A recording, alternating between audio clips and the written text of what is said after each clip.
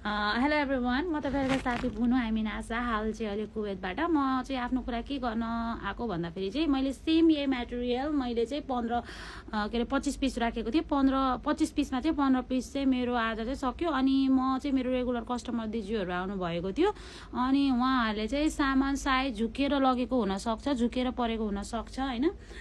Please एउटा कुर्ता चाहिँ हजुरकोमा ज्यादा गएको छ, त्यो सामान चाहिँ हजुरहरूले रिटर्न गरिदिनु होला।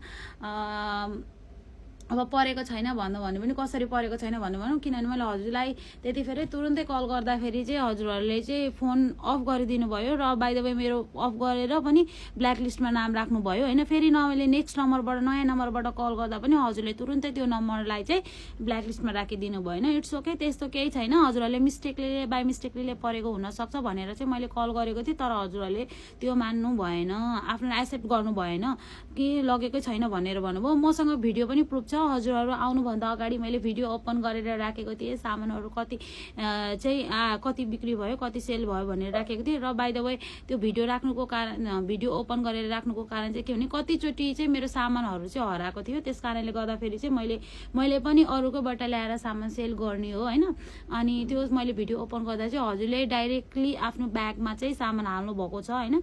यो एकचोटि नभएको कारणले गर्दा हजुरले दुईचोटि गर्नुभयो, किनभने झुम्काको मेटेरियलको लागि चाहिँ मैले चाहिँ हजुरहरूलाई चाहिँ त्यस्तो खासै भनेको पनि थिएन। एकचोटि मैले सजेसन मात्र गरेको थिएँ, हजुरकोमा झुम्का परेको हुनसक्छ भनेर भनेको थिएँ। तर सेम टाइमिङ सेम सिचुएसन आज त्यो ममा पनि घट्यो होइन। आई मिन फेरि त्यही सिचुएसन आज पनि दोहोऱ्याउनु भयो हजुरले। झुम्कामा र कुर्ता सुरुवालमा धेरै डिफ्रेन्स छ दिजु होइन। प्लिज हजुरलाई मन परेको छ, इट्स ओके, राख्नुहोस्। पैसा छैन, बरु म नेक्स्ट टाइमिङ दिन्छु भन्दा फेरि म त्यसलाई एक्सेप्ट गर्न सक्छु होइन। तर हजुरले लिएकै छैन भन्दाखेरि चाहिँ म एक्सेप्ट गर्न सक्दिनँ, किनभने मसँग भिडियोको प्रुफ छ है।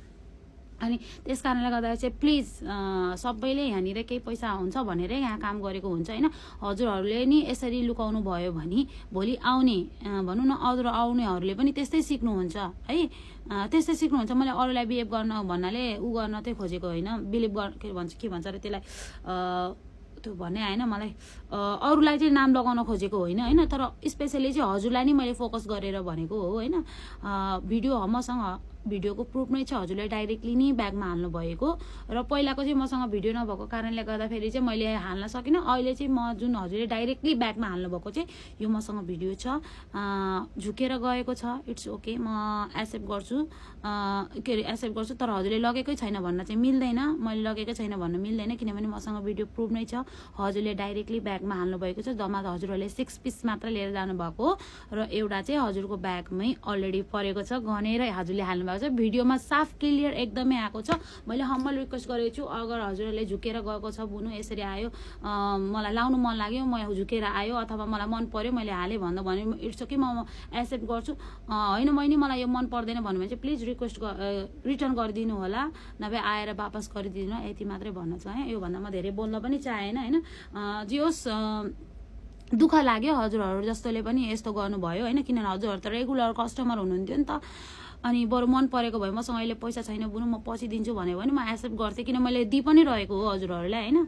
अरू त म बोल्न पनि चाहिने, किनभने मेरो ड्युटी जाने टाइमिङ भइसकेको छ। यो चाहिँ सामान मेरो हराएको कारणले गर्दा चाहिँ मैले छोटो क्लिप्स बनाएको मात्र, हजुरले यो भिडियो हेरेर सायद बुझ्नुहुनेछ होला।